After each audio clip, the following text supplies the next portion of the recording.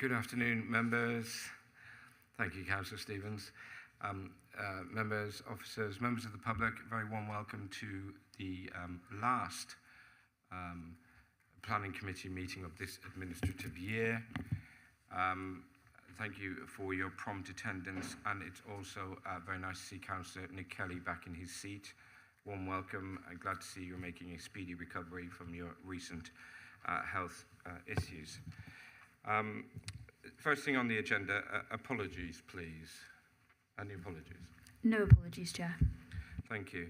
Members, before I proceed with the rest of the agenda, can I also remind you that we are in pre-election period and you should please be mindful when discussing applications of the period that we have entered into ahead of the elections in May. Thank you. Declarations of interest. Members, I hope you've all had the opportunity to complete your declaration of interest forms. Are there any declarations of interest, please? Councillor Ryder.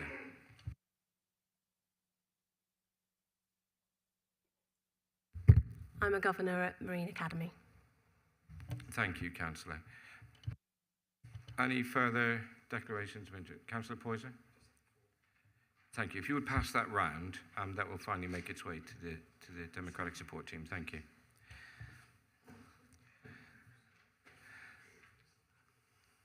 Thank you.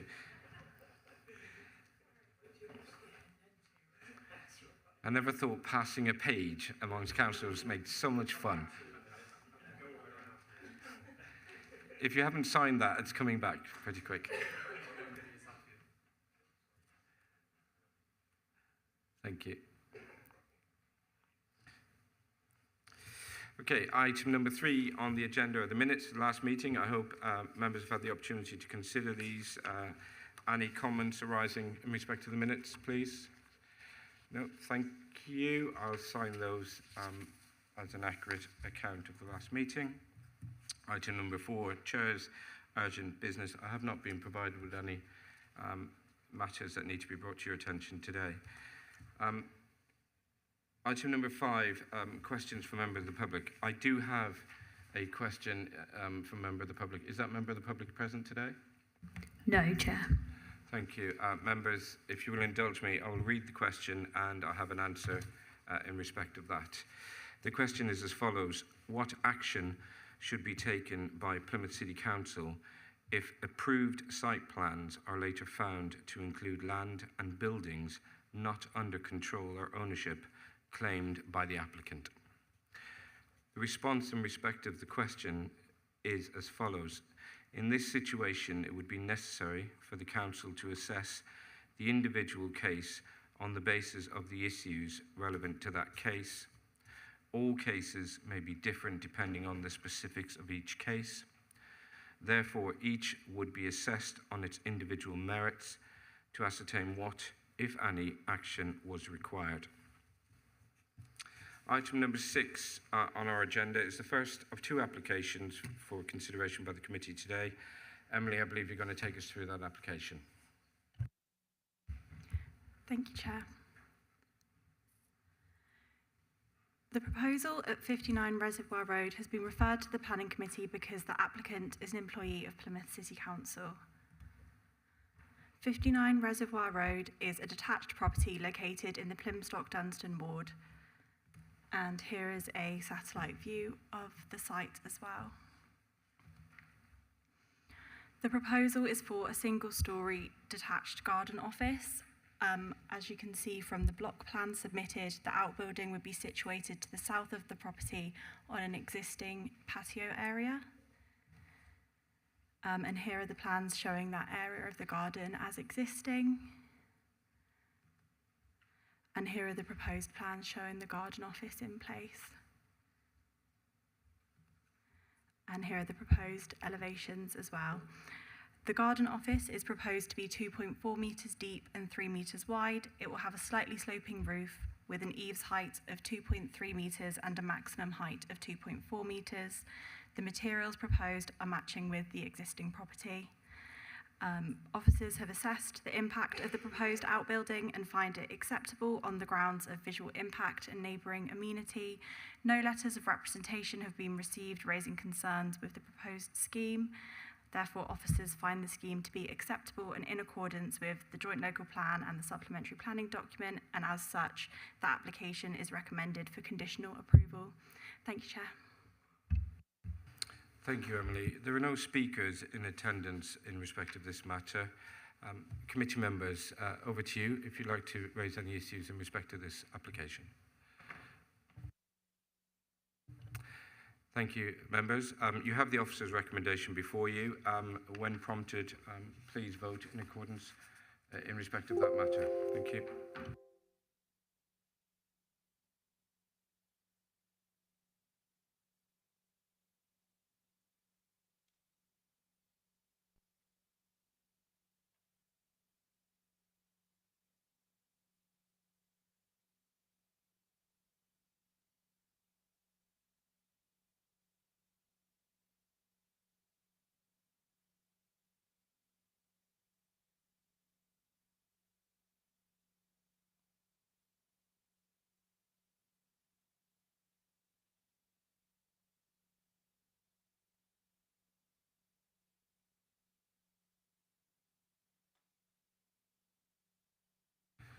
Thank you, members. That has been passed in accordance with the officer's recommendations. Thank you very much, Emily.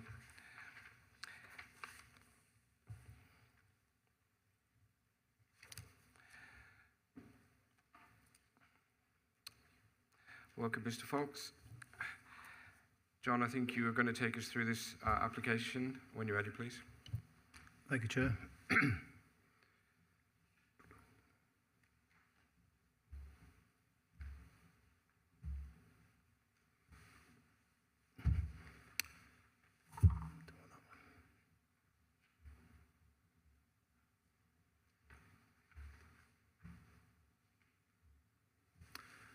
Okay, so, good afternoon, everyone. This application is for an artificial grass pitch at the Marine Academy in Trevithick Road in the western part of the city.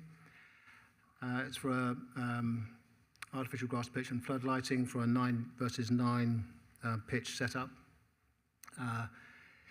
The land at the moment is currently used as a grass recreational area, and there is, as you'll see from this plan here, housing to the west in Trevithick Road.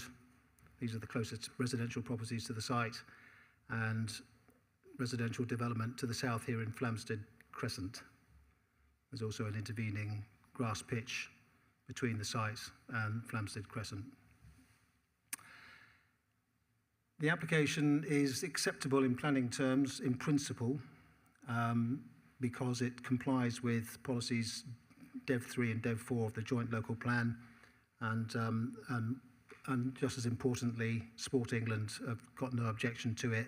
It meets their exception criteria for the development of a grassed recreational stroke sports area, because the proposed use is providing an enhanced sporting facility that outweighs the harm that might be occasioned by the loss of the existing situation. So it's acceptable in principle. But of course, there are other normal development control type issues here, the main ones being potential light pollution and noise pollution. As you'll appreciate, those are the usual issues to crop up in a development proposal of this type. There are the street lights, the council's lighting engineer hasn't got any problem with it from a lighting point of view, and there's quite a detailed planning condition that we've recommended to deal with that, making sure that they comply with the lighting scheme that's been submitted with the application.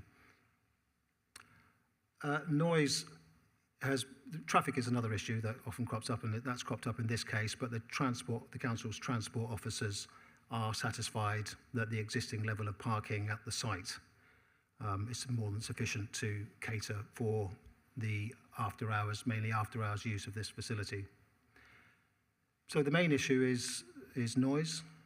And to begin with, the applicants were proposing to operate the all-weather pitch up until 10 p.m. at night, which is unusually late in my experience for a development of this type. We resisted that, and public protection colleagues also recommended that the hours of use should be reduced to 9 p.m, no later than 9 p.m. So they eventually agreed to that, and the hours of use are until 9 p.m. on Mondays to Saturdays, Mondays to Fridays, until 6 p.m. on a Saturday and 4 p.m. on Sundays and bank holidays. So 9 p.m. during the week, 6 on Saturdays, 4 on Sundays. So we were glad to get that. They would have been in trouble without that from an officer's point of view. But also and I'll show you some pictures in a minute, they also agreed to construct a 3-metre high noise barrier. I'll show you a better slide than this in a minute, but basically along this side of the pitch to mitigate any noise and also to do planting along that boundary. So together with the hours of use, the noise barrier and the planting, we officers consider that the noise issue is not one that would warrant a refusal. We're satisfied that the noise impacts on the neighbours won't be significant in accordance with policies Dev 1 and Dev 2 of the Joint Local Plan. The applicants are also proposing to deposit excavated material from the construction of the site into this corner here. Again, pictures coming up, which in principle is a good thing. It's a sustainable way of dealing with soil arising from the development. They would landscape that area and plant it up with new trees and that sort of thing. So that's been looked at as a positive landscaping scheme. Also helps to provide biodiversity net gain, and our natural infrastructure colleagues are satisfied that the level of biodiversity net gain meets our policy requirements. And finally, there is an addendum report that members will be aware of, and these address two of the conditions that went to print. One is condition 3, which relates to biodiversity net gain. Up until the time of writing the report, we hadn't received enough information to say yes, the biodiversity net gain is acceptable. We'll sign it off on that basis. But they've come in with enough information, so we can just put a condition on. We can change the condition that was before you first of all to a condition which just says, "Thou shalt provide the biodiversity net gain in accordance with the scheme that you've provided." The second one is relating to condition 18, and I'll come to that in a minute. But here are some further slides. That's just a closer up view of the location of the property or the premises. There's Trevithick Road running down the west-hand side. These are the closest properties here, and these are Flamsteed Crescent down here. And the general layout of the site is to provide the pitch in this location, and down here you've got in this red area, you've got the area of land which they would deposit the excavated material on. This slide just shows a closer view of the pitch and some of the surrounding trees which would be retained.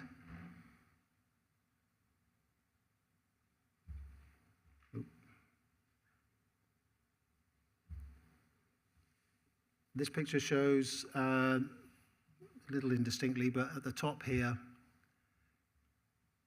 you've got down here you've got the acoustic barrier, the 3-metre high acoustic barrier. And, beg your pardon. Chair, I'm loath to interrupt. Could we have it full screen, please? John is quite right in terms of it's difficult to... No, if you... No. It's the little icon above the battery level at the bottom, where the battery's showing you're almost full on your battery. Where's that, down here? It's that's it.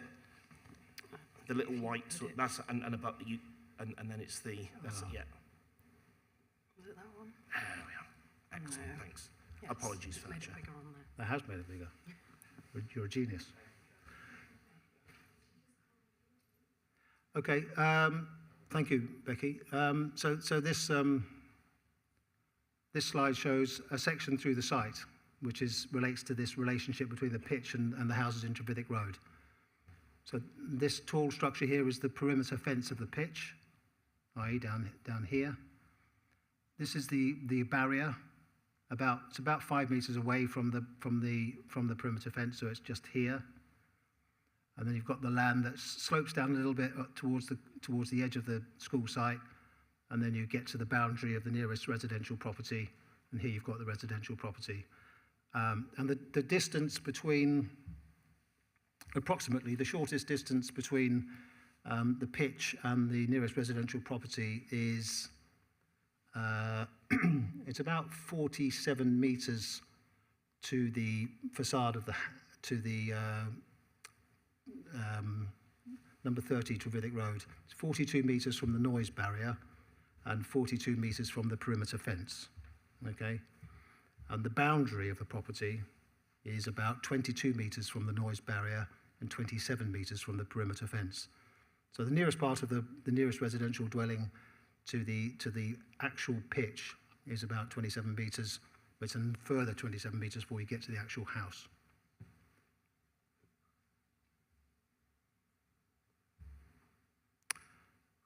This is a diagram of the area of land on which they would deposit the soil, and this just shows some of the levels. And the reason I put this one up is that the levels on this bit of land are changing, and condition 18, which was part of the addendum report, just picks up on some concerns that have been raised with us about what might happen to any surface water emanating from that site. So at times of very heavy rainfall, when the ground is saturated and you get overland flow of surface water not able to infiltrate into the ground in the normal way, where's that water going to go? We obviously don't want it to affect the houses to the south. I'll go back to those. We don't want it to run off from this area of deposited soil and affect the houses in Flamsteed Crescent here. So we've added to condition 18 to require further details of that sort of hydrological situation. But based on that, we're content that we've covered that issue adequately. This is a Google view of roughly where the edge of the pitch and the acoustic barrier would be, looking back towards the houses in Trevithick Road, that being probably the closest one.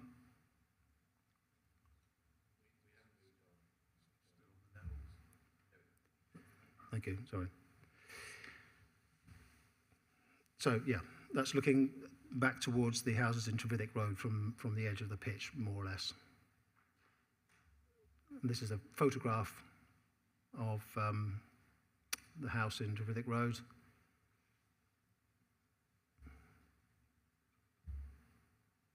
It's another photograph of the house in Trevithick Road, and that's a view standing further back. This is the area of the where the artificial pitch would be. Those are the houses in Trevithick Road. That's looking towards the houses in Flamsteed Crescent to the south. So as I mentioned before, there's other grassed recreational area stroke pitch in between the site, which is here, and the houses in Flamsteed Crescent. They're about 80 plus meters away at their nearest from the edge of the pitch. That's a view just looking towards the other end of the pitch at the primary school element of the academy. This is a photo looking towards, the noise barrier would be roughly here, and this is the gentle slope down towards the edge of the school site, and the houses in Trevithick Road are just beyond that tree or near that tree.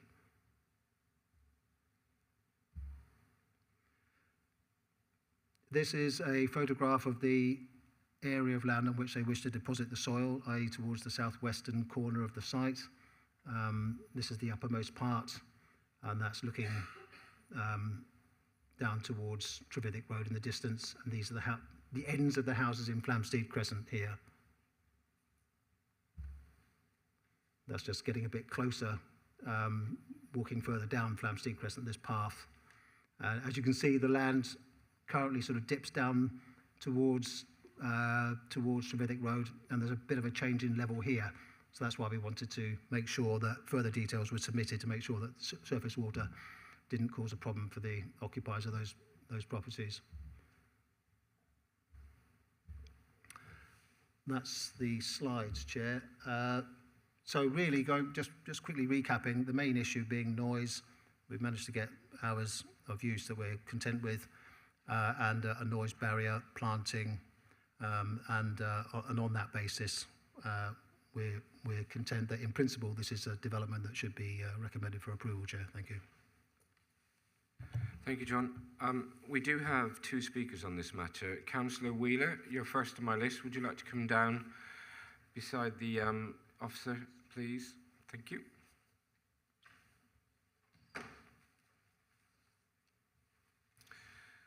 Very welcome, Councillor Wheeler. You're very familiar with these proceedings. Would you like, you have 5 minutes, as you are aware. Would you like a 1 minute warning? Thank you very much. If you turn on your mic, and the floor is yours. Thank you. Good afternoon, Chair and members. Thank you for allowing me to address you on this item today. My concern is solely about the use of the floodlights between 8 o'clock and 9 o'clock on weekday evenings. Can I say I'm not opposed to this application. I hope you'll pass it today, but with a noise condition covering that 8 to 9 period. At the moment, Kings Tamerton is a quiet residential neighbourhood. There are sporting events at Marine Academy, and the sports facilities are used in the evenings now. There can be some noise, but I haven't had any complaints about it in my 20 years representing the ward. MAP's sports facilities are mainly for football, which of course is played less in summer when the evenings are light, and more in winter when the use of the pitches is curtailed by darkness. The floodlights will of course allow use of this pitch later into the darker winter evenings than now. This gives the potential for noise later in the evening when it will be more noticeable and more annoying.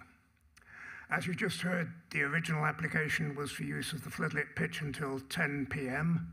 Following objections and comments from the Public Protection Service, the application was amended by bringing forward that closure time to 9 p.m. From the original 10 p.m. I welcome this, but I'm still concerned about the period from 8 till 9. On the face of it, I don't really know why I needed to come to address you today. MAP's noise assessment and the response to my objection from MAP's agent, which was sent to me by the case officer, which I sent to you yesterday evening, they both say there will be no noise problem. I hope they're right. But if that is the case, why do they oppose a condition specifying a maximum noise level between 8 and 9 if they're so sure it's not going to occur? They will say they have a noise complaints procedure if they do get complaints, and they do have. It's included in the document list. If you read it, though, you'll see that MAP is judge, jury, and executioner of any sanction that they decide to impose. The only thing there for the residents is that they will be told what decision has been taken. That's it. The only way a resident can take things further is through civil legislation on noise, and any of you that have been involved in a neighbour dispute over noise will know that's not too easy. You should be aware that the community use of the pitch, the main evening use, is a commercial venture for MAP. They will get paid by the users. Condition 11 that you're asked to approve today gives information about the community use agreement, which is to include details of the pricing policy as well as hours of use and other things. There's nothing wrong with this, but can I suggest that there might be a possible link between the loss of income, which might be taken into account when complaints are considered by MAP. And I'd just like to remind you the floodlights can be used every weekday evening. It's not just now and then. The best results today for the constituents, for the residents, would be for you to include the noise condition I'm requesting, and then we find that it's never used. Less satisfactory, though, would be for you not to include the condition, and residents then find that noise levels do give annoyance, but they can't get anything done about it, other than to be told by MAP that they've investigated the complaint, but it's been dismissed. A few years ago, and Councillor Stevens and Councillor Toohey might remember this, you did include a noise condition when the Canterbury Point helicopter landing stage was granted permission. Chair, that's been very successful. No complaints whatsoever. Please emulate that success with the same thing today. Thank you, Chair. Thank you, Councillor Wheeler. If you would return to your seat, thank you. We have a Mrs. Sue Pym.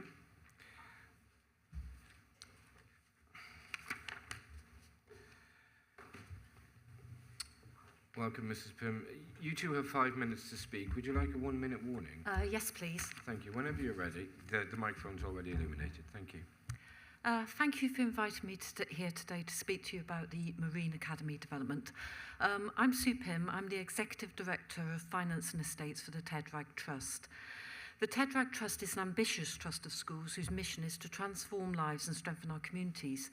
The trust was established in 2013 and has grown to 14 schools located in Plymouth, Exeter, Crediton and East Devon. In April 2020, Marine Primary and Secondary joined our trust.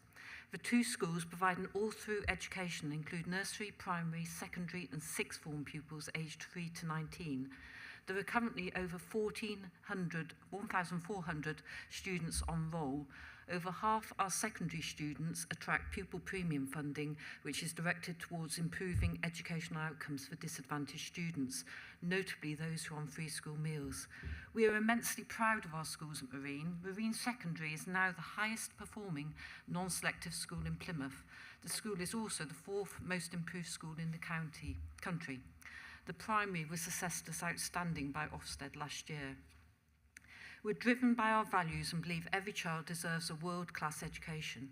The proposed development is a long-standing ambition for the schools, supporting the delivery of education, health, social inclusion and enjoyment benefits for those taking part.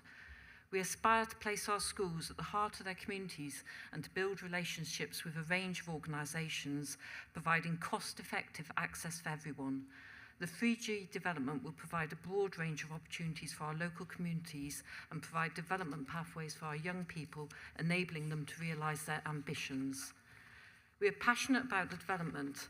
Whilst the original main school building was demolished and replaced with new secondary and primary buildings which opened in 2014, the proposal to develop a full-size artificial grass pitch around that time was refused planning permission. As a consequence, the Marine Academy is the only secondary school in Plymouth at the moment without an artificial grass pitch. In developing the new proposals before you today, we have sought to learn the lessons from previous planning refusals. We have listened and responded to the previous consultation responses. Importantly, we've changed the location and the size of the pitch, taken into account the on-site development constraints and opportunities. This new location has been selected to minimise any impact on adjoining properties, such as unacceptable noise, visual or artificial lighting impacts to residential neighbours. The new location also connects more effectively with the existing academy buildings, services, the access road and car park areas. Importantly, our noise assessment, prepared by an acoustic expert, demonstrates that the impact of the proposals on the existing noise climate is negligible before 9 p.m. It shows that the pitch will have no observed adverse effect on neighbouring properties. Nevertheless, we will ensure we minimise any potential for unacceptable noise and disturbance impact by erecting a 3-metre-high acoustic fence to the west, which means that the predicted noise levels to any dwellings are below the World Health Organisation's requirements on all sides of the pitch. We have also agreed to restrict the use of the pitch until 9 p.m. Monday to Friday, 6 p.m. on Saturday and 4 p.m. on Sunday and bank holidays. The pitch is now a smaller 9x9 junior artificial pitch suitable for training and match play for children up to the ages of 11 and 12. It is over 40% smaller than the previous proposals, and this also reduces the number of players it can accommodate for training and the associated traffic movement. Members, this proposal received overwhelming representations of support. The proposal has been identified by the Council and the Football Association as a priority strategic project to address the gap in 3G artificial provision in Plymouth. It will support the continued development of community football in conjunction with Marine Academy Football Club. The club are the third largest club in the city. It will also enable the Academy to provide a range of new development opportunities for local drop-in football, female football, disability football, health initiatives, walking football. The report demonstrates the proposals are supported by national and local planning policy and that the development represents a suitable use of the site in a sustainable location. As a consequence, in accordance with the guidance in the National Planning Policy Framework that the policy-compliant scheme should be approved with delay, I kindly request that you support the Office of Recommendation today and grant planning permission for this important school and community project. If approved, it is intended that the facility will be constructed during the autumn of 2023 and open for school and community use in early 24. Thank you for your time. Perfectly timed. Thank you very much, Mrs. Pym. If you would return to your seat.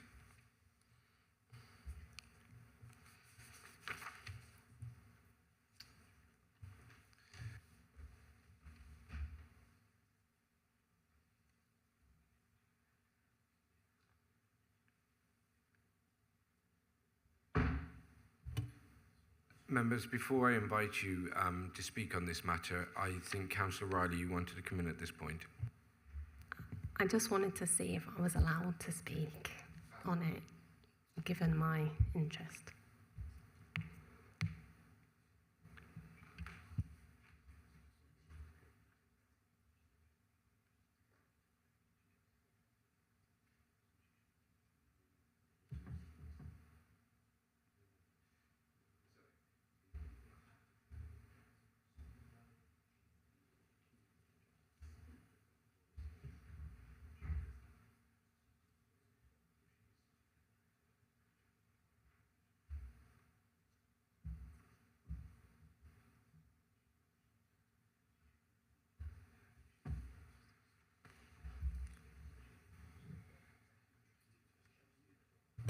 Yeah, thank you, Councillor Riley. I just wanted to confirm the position. Your interest is that you're a governor of the school.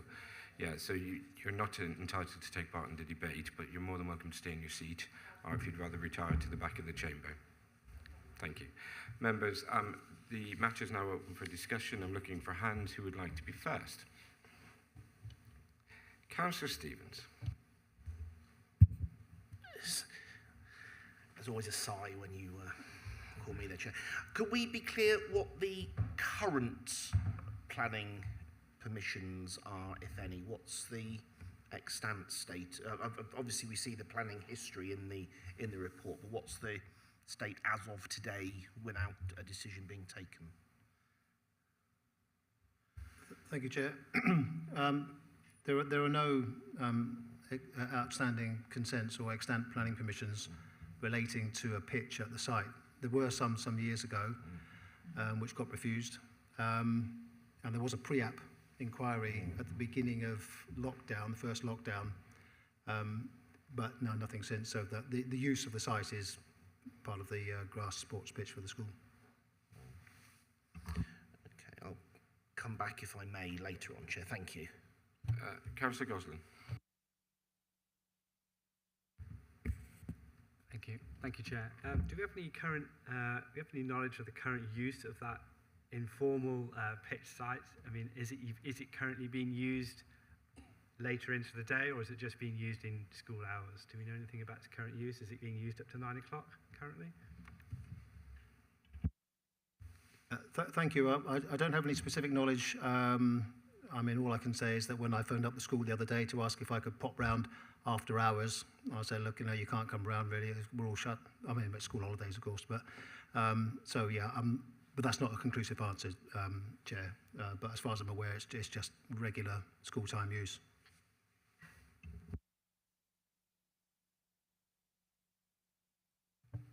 Councillor Poyser.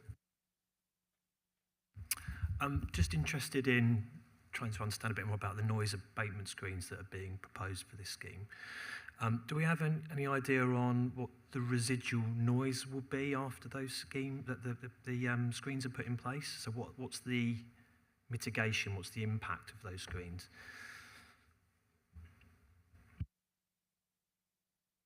Chair, fortunately, I've got my colleague Becky Curtis from the Public Protection Service who will provide some technical support. It was in the report, I think, wasn't it? In the noise impact assessment, they had a sort of modelling diagram. I think it was below 40 dB behind the screen. Oh, sorry. In the noise impact assessment, there was some modelling done that I haven't got it in front of me. I don't know if you've got it, John. It gives the decibels in front and after the screen.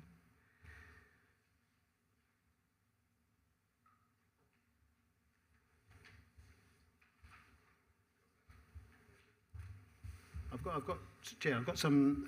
I printed off some extracts from the noise report that the applicants provided. May be appropriate to jump to their summary, bearing in mind I'm not a noise expert.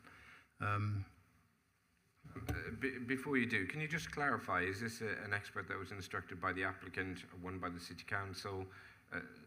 The origins of this opinion, where are they, please? This is the applicant's submitted noise report, Chair.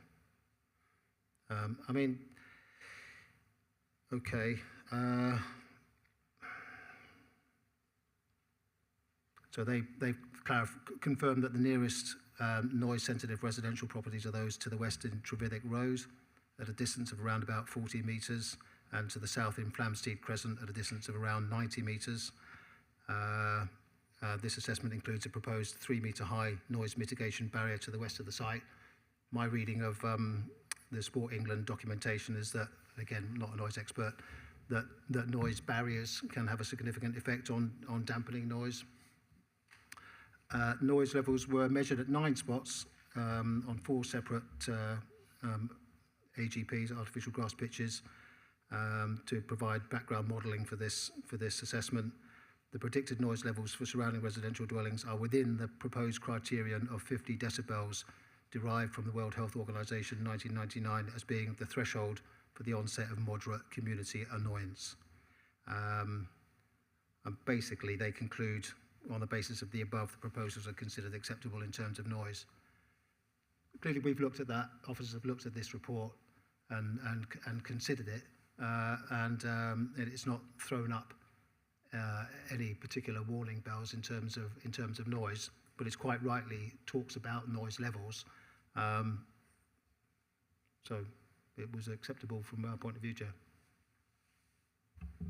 Is there anything you wish to add in terms of public health? No, I don't think so.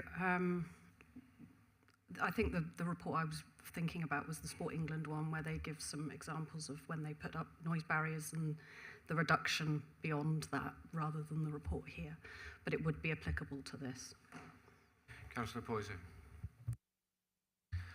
I guess it's often difficult to determine what the level of noise that's going to be generated is, isn't it, depending on the number of people that attend and how vocal a crowd is or whatever it might be. So it's well, I suppose what I'm trying to determine from the presence of the barriers really is, you know, the before and after impact, isn't it? So it's trying to, no matter what the time of day is, whether it's after 8 o'clock to 9 o'clock, 7 to 8, it has the same impact, doesn't it? But it's difficult to determine the origin of the noise, isn't it, really, at that point? So I'm just trying to get some confidence from the effectiveness of those screens and what the potential impact from. That's what I'm trying to get from this. I'm grateful, thank you. Councillor Stoneman. Thank you, Chair. Just one quick question. I am broadly supportive of this application. I think it's a good facility for the community. But can you just enlighten me in terms of biodiversity net gain for the site? Because obviously constructing a pitch is taking away from you know, the habitat for wildlife on the grass areas. So could you just enlighten me in terms of the biodiversity net gain from the scheme? Thank you. Thank you. I can't give you the specific figures on biodiversity, but suffice to say that the natural infrastructure team within the department looked at the planting and where the excavated material was going to be deposited in the southwest corner of the site, planting along the on the western side of the proposed barrier, the retention of the existing trees, and weighed all those factors up. And they came to the conclusion for much of the life of the application that they couldn't say hand on heart that they were going to meet those, that the proposal would meet net biodiversity gain of a sufficient standard. But we were happy enough with what they were proposing to make it a condition. But since the report was first written, the applicant's agents came forward with further information on biodiversity net gain. I sent that to one of my colleagues in the natural infrastructure team. They came back quite unequivocally. In fact, they were very pleased with the levels. They gave me some figures. John, they're meeting this figure and this figure. That's very good. And that's the gist of it, Chair. Thank you. Councillor Kelly. Thank you, Chair. I also welcome this application. I think both speakers spoke very eloquently and put their cases forward in a very coherent and logical manner. It is a community facility. I welcome any extra sports facilities and the development of the Marine Academy School and the community interests.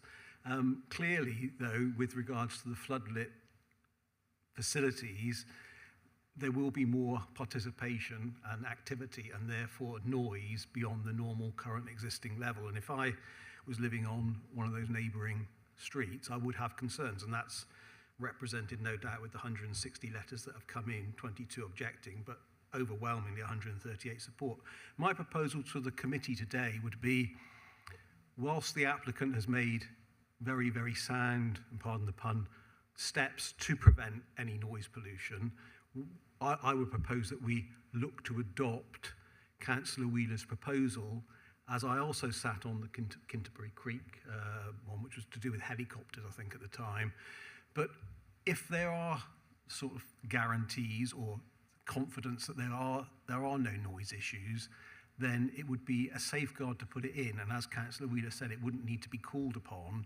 But I think what we, as the planning committee, are incumbent to do is not only look at our own policies, but look at the impact that it has on a community. And whilst the sports facility is an absolutely contributing positive factor, if that facility means that there's noise and light pollution, but we've got very limited scope to do anything about it, that's detrimental to the community. So for me, as a planning committee, I think it would be sensible and logical to incorporate Councillor Wheeler's condition and hope that it's never used, as he said. And if the applicant is as confident with the tests that they've done with the experts, actually there's nothing lost.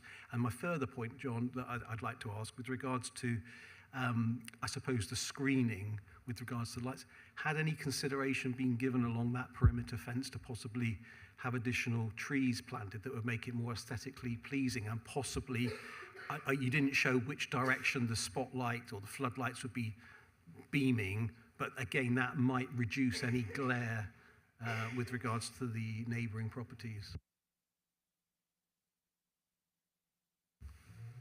Thank you, Chair. Just addressing the last point first, there is, and again, apologies for the clarity of the image, but there is a, planting is proposed, shrub planting is proposed just on the western side of the proposed noise barrier. So the residents wouldn't be looking just at a noise barrier, which would, in my limited knowledge, would do most of the sound mitigation job. But there would also be planting that would grow up and mature and would screen the screen, if you like. In terms of the other noise issues that have been raised, Chair, I've dealt with quite a few all-weather pitches in my time at the council, and I can't think of a case. Not that there's any law against it, obviously, but I can't think of a case where when we've recommended approval for an all-weather pitch, floodlighting, same sort of thing, where we've felt it necessary to go beyond the reasonable measures that are the case here, including, most importantly, the hours of use. The hours of use, 10 o'clock is not a reasonable time in our view. It's the same noise, but clearly guys or girls running around on a pitch at 3 in the morning isn't going to be acceptable. Neither is 2, neither is 1, neither is 11, neither is 10. 9, yes, that's within the realm, that's within the bounds of reasonable timings. That's the first point. In terms of helicopter noise and noise from machines, I've dealt with a few cases where we have imposed conditions which have said thou shalt not exceed a certain noise level on the site.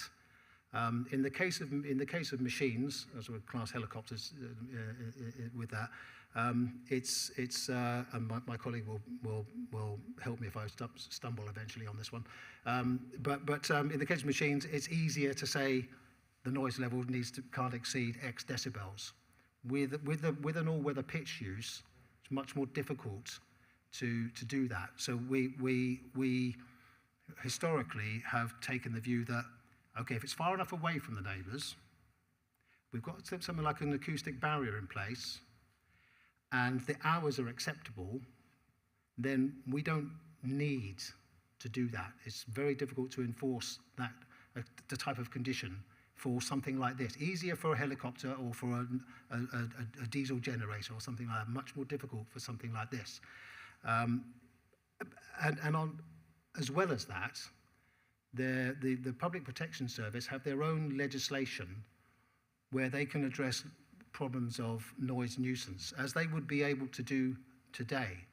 If that site was being used, regardless of this application, for something that generated noise, excessive noise, let's say at 10 o'clock, then the Public Protection Service, I'm right in saying, would be able to take action under their noise nuisance legislation separate from planning. Now, we're not relying on that. We're relying on it's far enough away, there's a barrier, there's screening, the hours of use are acceptable. We're relying on that. And if there does happen to be any extraneous noise problems above and beyond that, there is the facility, as I say, we're not relying on it, but there is the facility for the Public Protection Service to take action. And I think talking to Public Protection Service colleagues, that is the more effective way of dealing with such an issue should it arise. Chair, thank you. I'm grateful for your lengthy response. Councillor Kelly, if you just hold fire for a moment.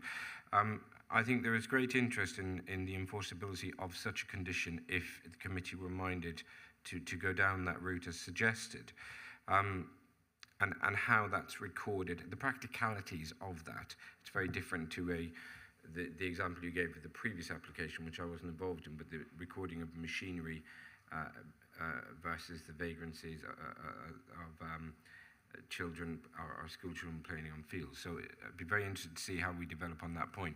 I do have other speakers. If it's very, very connected to the discussion that's just been, I'm happy to bring you back in, and then we'll go to other speakers, please. Councillor Kelly.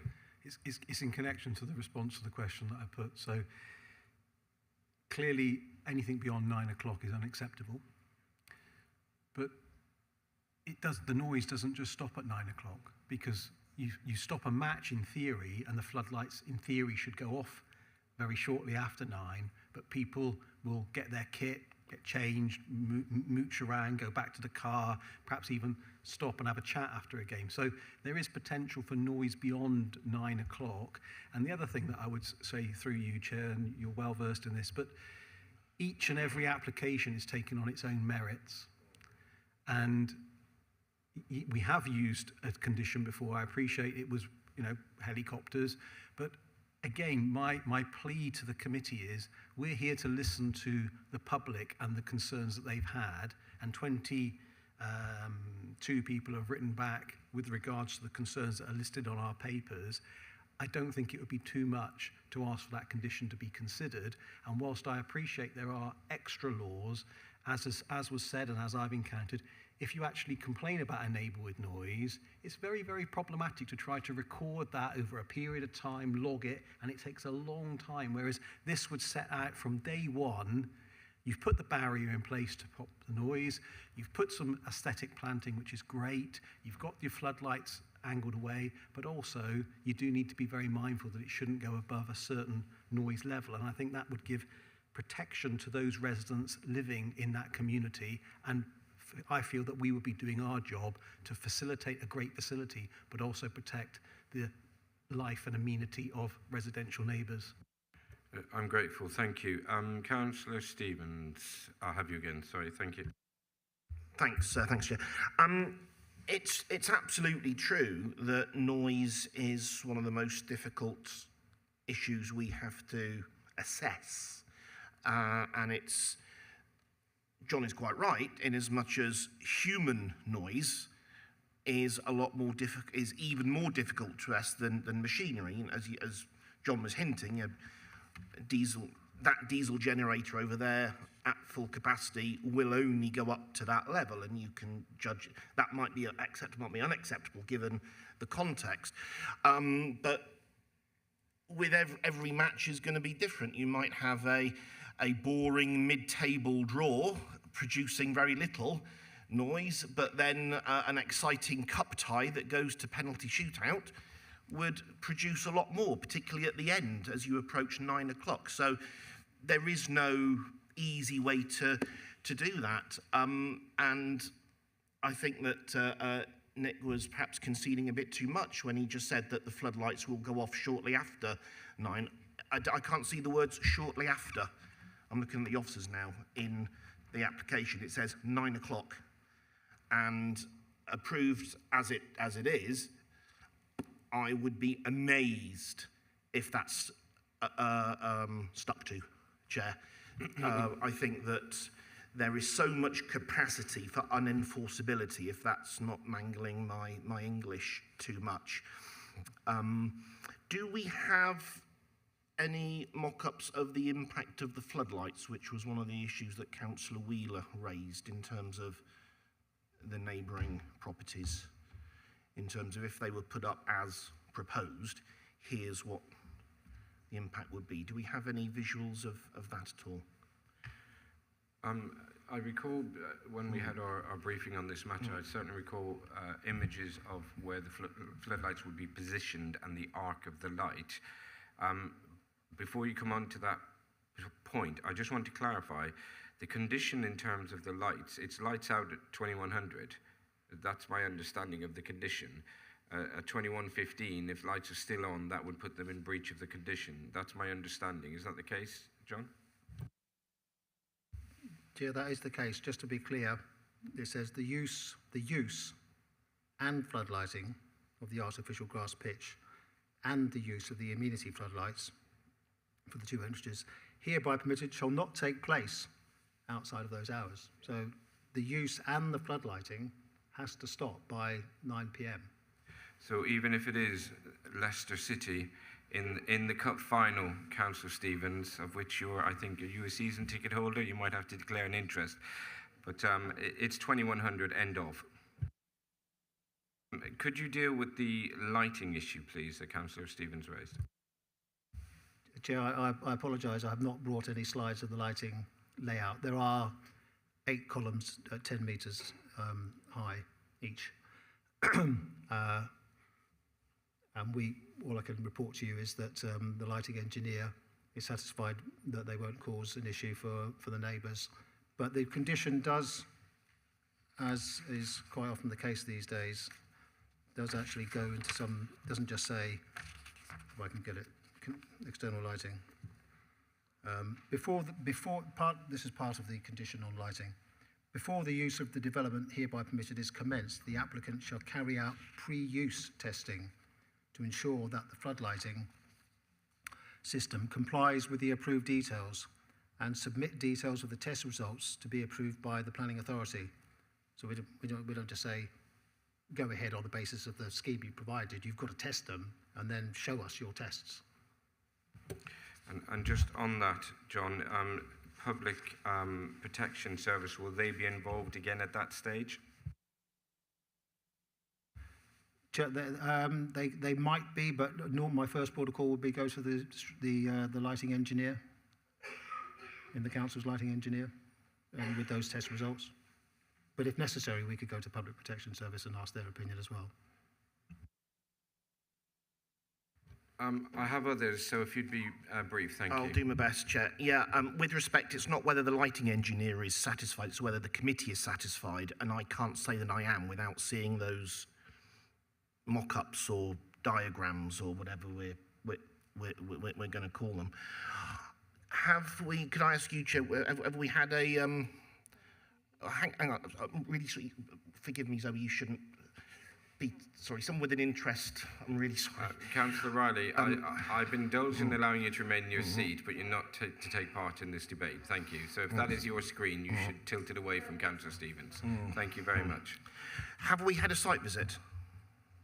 No, there was no site visit. I ordinarily announce if we've had a site visit in these matters. That's what I was just checking. You are assiduous in that. I would feel a lot more comfortable if we are to approve this, given the uncertainties and the controversy that we've heard from one of the ward councillors in approving this with a site visit first. I would feel a lot more reassured that the impact of A, the noise, and B, the lighting wasn't going to be as detrimental as it possibly could be.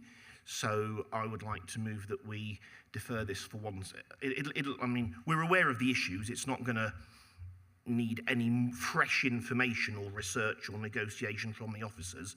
It's so that we as a committee can familiarise ourselves. I would be a lot more comfortable voting for this, having had that site visit. So I'd like to suggest that we do that, please, Chair. Councillor Stevens, I'm going to note that you're moving, if the matter is deferred for a site visit. I'm just going to note that for a moment because I do have other speakers on the list that I would like to invite in. Sorry, Councillor Smith. Thank you, Chair. There's just a few things I want to raise and seek some clarification on. I'm glad Councillor Kelly did mention the fact that we take each application on its merit, because I was also in that helicopter one, and that's a completely different scenario. That was about a neighbouring school during the day, so I think it's just really important for the record that we are taking this separately. I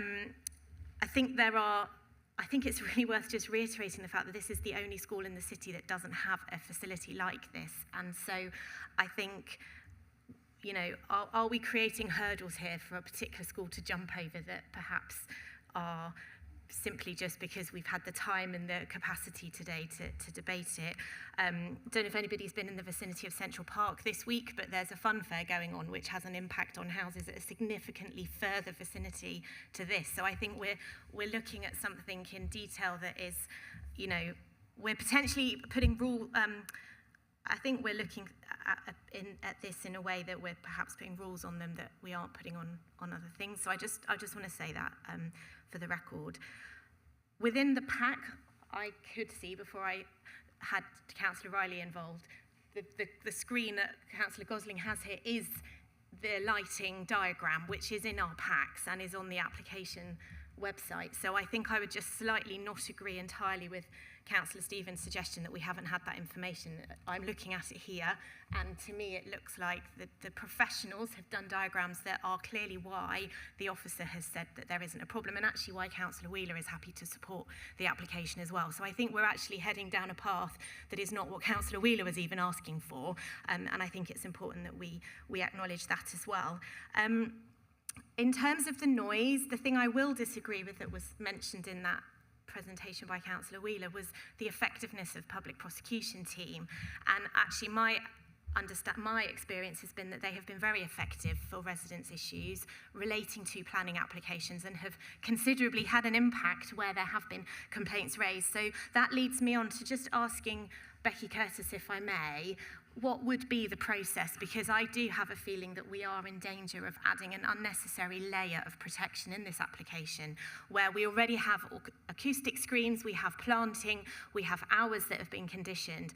Why are we suggesting an acoustic screen if we then don't think they're going to do their job? So should we be in a situation where we do find that there's a problem with the noise, what would people do, and how can we reassure the public that the council's own legal team are able to ensure that that noise is captured and that we're not just relying on the school's policy and procedure, which I think was a bit misleading to be mentioned in that way. Thanks, Becky. Yeah, I mean, essentially, if there's complaints received, then we will investigate it. It's not a particularly long-winded problem. It's something we would be able to go and monitor relatively easily because we would just go to the area at night and see how much noise is being generated. In terms of a planning condition about decibel levels from noises such as balls being kicked and children's voices, it's just not something that you can really, I don't know how to describe it. A helicopter coming in is very easy to determine whether or not it's exceeding a level, but the odd ball being kicked or the sound of a kid shouting isn't the same. You can't, it's an unenforceable condition. And who would be doing the monitoring? Would it be monitoring constantly, or would we just be going up? Would it be the council? Would it be the school? So it wouldn't be something that we would really sort of think would be necessary, because people can make a complaint and we can deal with it under statutory nuisance if there's a problem between 8 and 9. Please carry on, Councillor Smith. Thank you. I think you've raised the point that I wanted to then make, which is about the cost of this condition. And ultimately, this is a school that is running this as a facility. And I just don't know if it's really what we want to be doing as the committee, to be putting a cost on a school that actually there's no way of enforcing that problem anyway. So I think we have a system, we have a public protection system in place to enable residents to make those complaints if and when they happen. I'm not comfortable with conditioning that additional step, because I just think we are doing something that is detrimental to the overall scheme, and I think we're overplaying what we need to be doing when we have within the council and within the legal system the opportunity to do exactly the same as what this condition is trying to achieve. Thank you, Chair.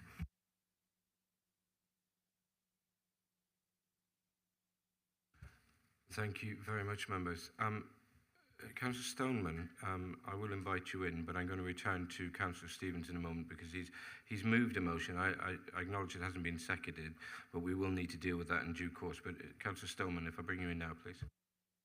Thank you. Just so I'm crystal clear, that if residents believe that a condition's been breached during the construction or the use of this facility, they can put in a complaint against the planning application to say that it's been breached in terms of, especially condition 17 with the hours of use, that they can raise that as a breach of condition with the council.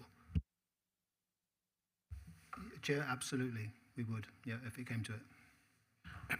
So during the debate, Councillor Stevens has moved that the matter should be deferred to allow for a site visit. Before I come back to establish if that's been seconded, because as a committee then it's right that we should vote on that before we conclude with the substantive application. It should be noted that I think one of the many successful improvements over the years of planning is that members receive the packs in advance of meetings, and more importantly, members, certainly most recently, have receive the slideshows that we see here in the chamber in advance of meetings, before we used to come to meetings and then we were overloaded with PowerPoint presentations we hadn't seen, having assimilated quite voluminous papers in respect to the meeting. Members do have an opportunity to read the papers in advance of the meeting. They're certainly sent copies of the slideshows. As chair of planning, and previous chairs are in part of this committee, no, the chair and vice chair receive a briefing in respect of each application, and decisions are made in conjunction with the officers whether a site visit is appropriate in advance of the planning meeting. And we've been quite consistent as a planning committee this year, certainly under my chairing, that if a site visit is deemed necessary and appropriate, one is convened regardless how well it's attended by members of the committee. Regrettably, we haven't had one site visit where every member's been in attendance, but we have had members at every site visit. I took the decision as chair, in consultation with vice chair and officers, that a site visit wasn't necessary in respect of this application, in light of the ongoing negotiations and prior negotiations with the case officer and the applicant to deal with the issues. That's why there was no site visit. I should point out that members of the committee, under our rules, are entitled to call for a site visit if one is not arranged by the chair, and I have not been provided any record of any member requesting a site visit.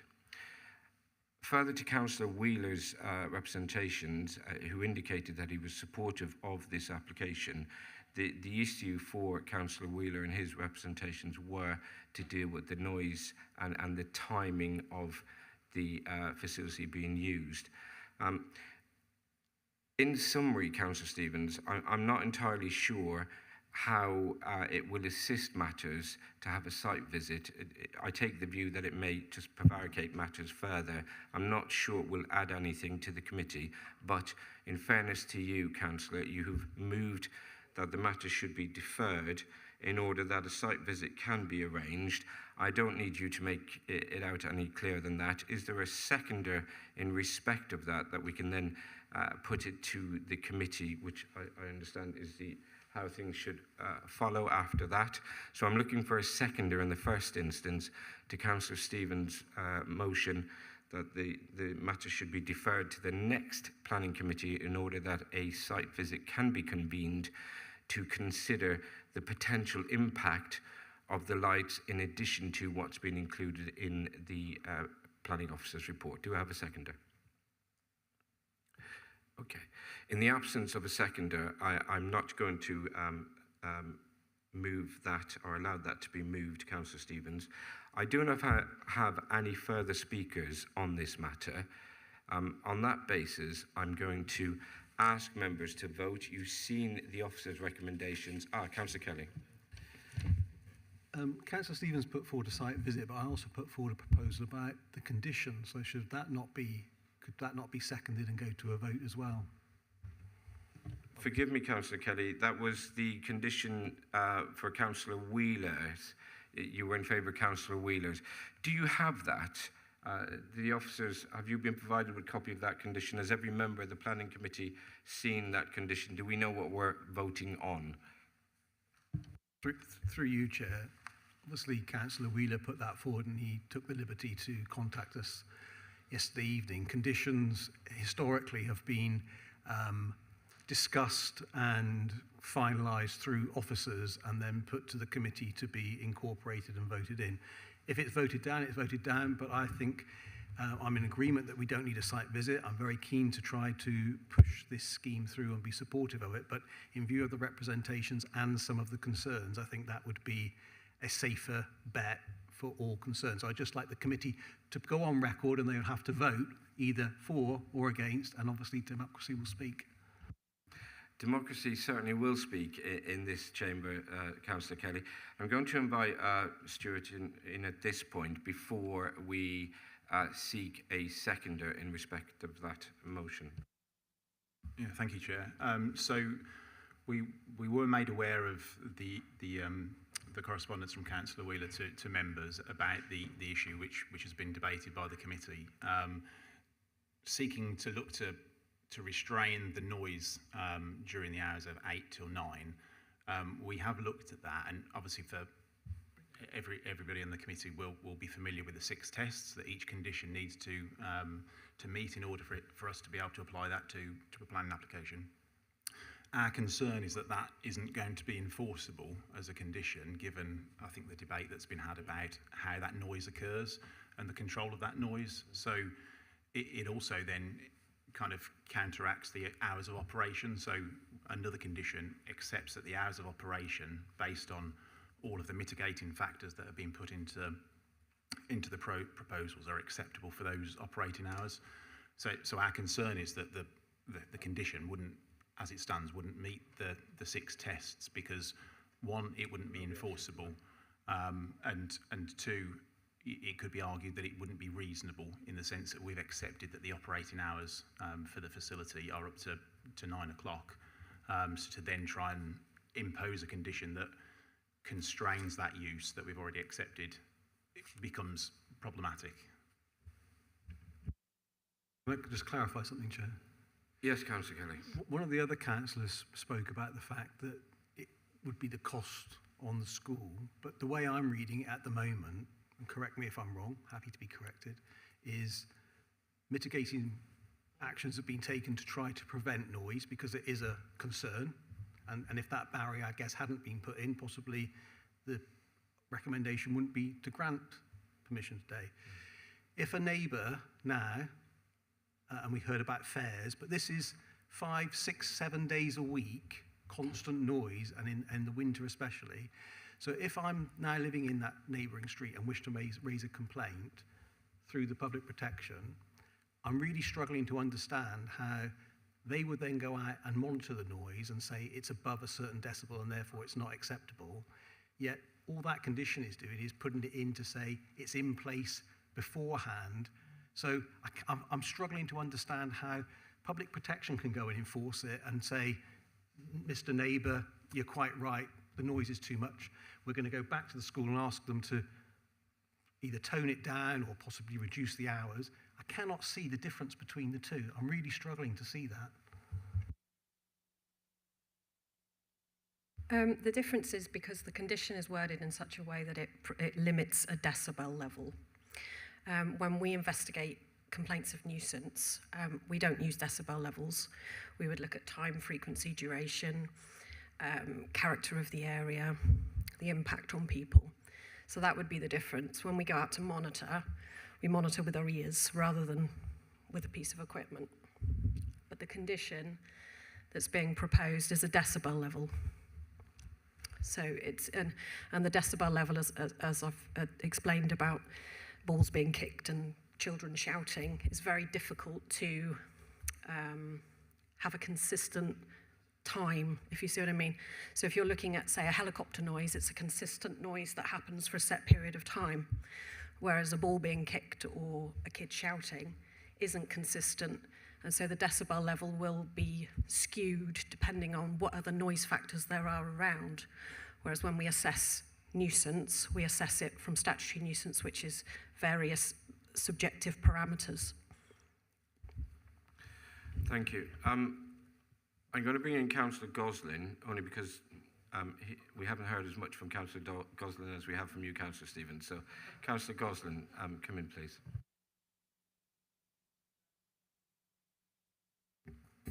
Thank you, Chair. I had the advantage of having some professional capacity in sound and noise measurement during my doctoral studies. But I also noticed that the acoustic consultant's report seemed to produce a good summary of both constant and transient measurements of noise. These are both perfectly possible. You measure peak to trough noise for transients and constant average noise for these things. But I do understand that it's very difficult to translate pressure levels to annoyance. And it all depends on the type of noise, frequency of noise. The intentions of the noisemakers are very much the main point of annoyance. It's not, doesn't tend to be the decibel level. So I do agree with the officers in the fact that that setting a decibel level as an objective, as some sort of objective level of subjective annoyance is problematic. Yeah, and we've heard, I will come back to you, Councillor Stevens, but we've heard from the officer the practicalities, in terms of whether it's reasonable and enforceable. Who's going to record the decibels? Is it the school? Is it the residents? Yeah, there are many issues in respect of that. I'm going to allow you the final word, Councillor Stevens, because it would be rude not to. I note you want to come back in on this, and then I would like to move the matter on, please. Yeah, I appreciate that in all sense of the phrase, Chair.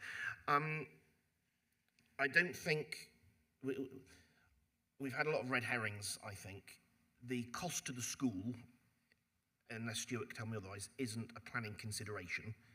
So I think what Councillor Smith said should be discounted. Whether you're dealing with a school, a corner shop, a multi-million-pound conglomerate company, the costs to the applicant are irrelevant if what's needed is necessary in planning terms. So the fact that it might cost the school something is totally irrelevant and should be discounted. Is there anything about limiting the use of the pitch to children? Because we've heard a lot about children's voices. Can I take it then that this will only be of use to children? And if so, at what age are we talking about, please? John, if you'd like to respond, please. Thank you. Chair, I'm not aware that there's a specific proposal to limit it to children of a certain age. The community use agreement condition would attempt to make this facility of benefit to the whole community, Chair. So in that case, why has the officer constantly spoken about children's voices, please? It was just an example of a type of voice. Quieter. And it was a school. Yeah. But it's not school, it's not children that we're talking about. I mean, even an adult voice would be in the same, it's not a consistent sound. But you'll understand, if you say children's voice, children's voice, children's voice, that puts in decision makers' mind a lot quieter noise than a bunch of adults cheering on another bunch of adults shouting at another bunch of adults on a football pitch. Okay, it would potentially be adults as well, but it still wouldn't be a consistent sound that would be easy to monitor. Can be accepted. I don't think it's in dispute that there will be voices, there will be supportive parents, those who disagree with decisions of the referee, and there will be excitable children and some disappointed attendees. We may also see the annual teachers match, so there could be adults playing and children playing, I'm sure, but I think it's accepted that there will be voices. But because of elements, this is an outdoor facility, the wind may even have an impact on those voices and any decibel reading. Okay. Members, I'm acutely aware that we have been debating this matter now for some time, and we are addressing points that have already been made. Councillor Kelly has moved that the condition advanced by Councillor Wheeler should be attached to the application. Like the previous condition, in order for that to happen, for it to be moved, it needs to be seconded before it can be debated. So at this stage, our vote... Can we be clear what that is? Yeah, indeed. I need some clarity, but I would be grateful that before Councillor Poyser seconds, we need exact clarification as to what the condition is, because to stick a condition on something, it must be enforceable and reasonable, and of course, as a local authority, to ensure that we can police that condition, we need to be understanding as committee members that that is possible. Do we have a copy of the condition? Because I don't have it in front of me.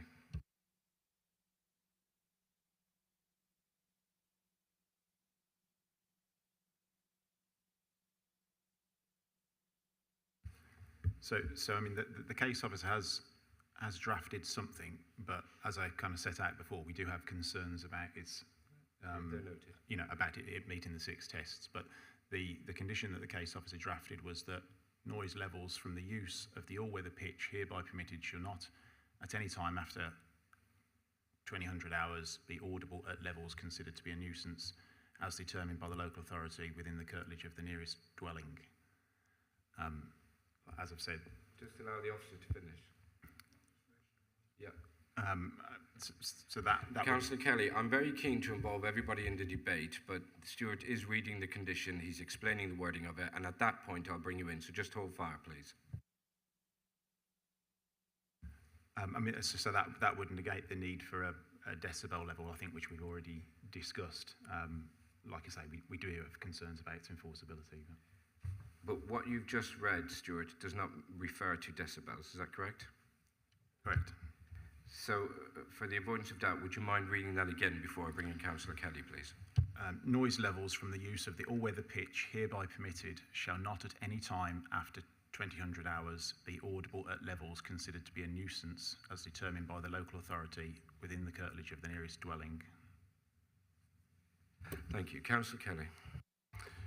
Chair, just to clarify, I was raising my hand to say I'd like to speak, so I don't know how else I can get your attention, but I would be happy to accept that condition rather than decibels. It's the spirit of what we're trying to do, because as was said, the applicant has put in a barrier to try to mitigate the noise transference.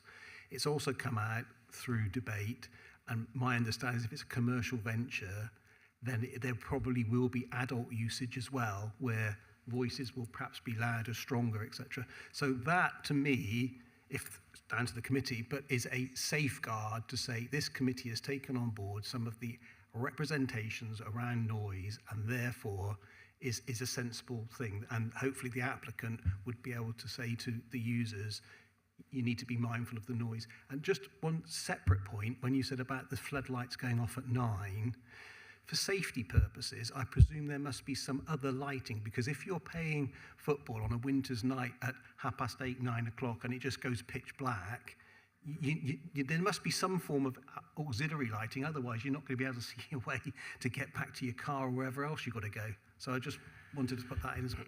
I suspect that's very much down to the applicant and how they schedule their events. I suspect, I can't speak for the applicant, but I suspect events might conclude at 20:45, allowing patrons sufficient time to get back to an illuminated car park. I don't know, but the applicant, if the matter is approved today, the applicant, I'm sure, will act in accordance with the conditions set out by this planning committee. Members, you have heard the motion, condition as read out by Stuart. Councillor Poyser, are you seconding the move from Councillor Kelly that be adopted into today? Yes, I am, Chair. Yeah, I welcome the amendment to the drafting of that condition. And I think I just want to say from the outset that I am hugely supportive of this scheme. I think it's a really great thing for the school and for the city as well. I just think there needs to be assurances put in place, and I think this condition, which would hopefully reassure the local residents that between 8 and 9 o'clock there would be some level of understanding in terms of the noise coming from that particular site. So. Thank you. So, members, you're being asked if that condition can be, it's been moved and seconded, so attached to the conditions. It does not discuss decibels, it talks about nuisance tests and the enforcement from public protection accordingly. You're going to be asked to vote on your keypads if you would vote in favour, against or abstain accordingly. Thank you.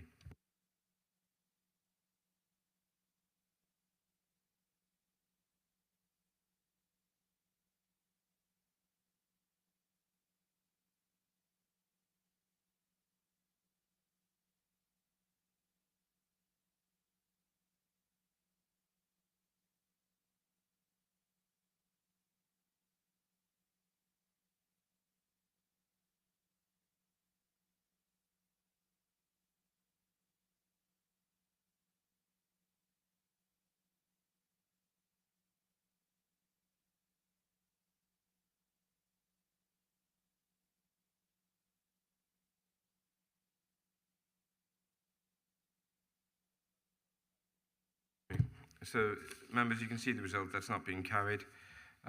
We revert back to the officer's recommendation in respect of this planning application.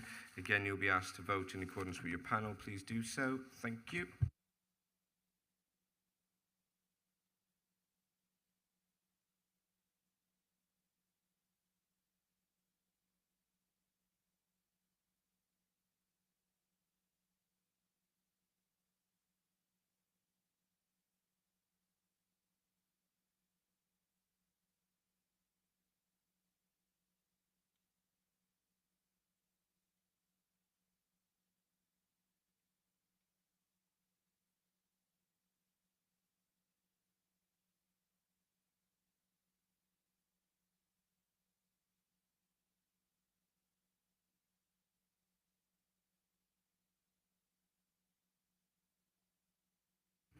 Thank you, members. So that application has been approved in accordance with the officer's recommendations and the conditions attached. Thank you very much. We're moving on to agenda item number 7. I ask members to note the case summary report. Any questions arising in respect of that? Welcome back to the meeting, Councillor Riley. No, thank you. That is duly noted. Sorry, thank you, John. Item number 8, planning applications decisions issued. Again, invite members to note that. Any questions arising? Thank you very much. And then final agenda item, appeal decisions. Again, ask members to note any questions arising. Excellent. Thank you very much. Members, that brings us to the conclusion of this Planning Committee meeting and the last for this municipal year. Thank you so much. I've enjoyed being chair, perhaps more than you've enjoyed me being chair. Thank you very much to the officers and all of you members. Can we record our thanks to you for your stewardship for the last 12 months? That's very kind from... well, I wasn't saying we should, I was asking if we could. That was all. There we go, boom. Councillor Stevens, it's always a pleasure, and thank you very much. And I bid you a good evening. Thank you, members.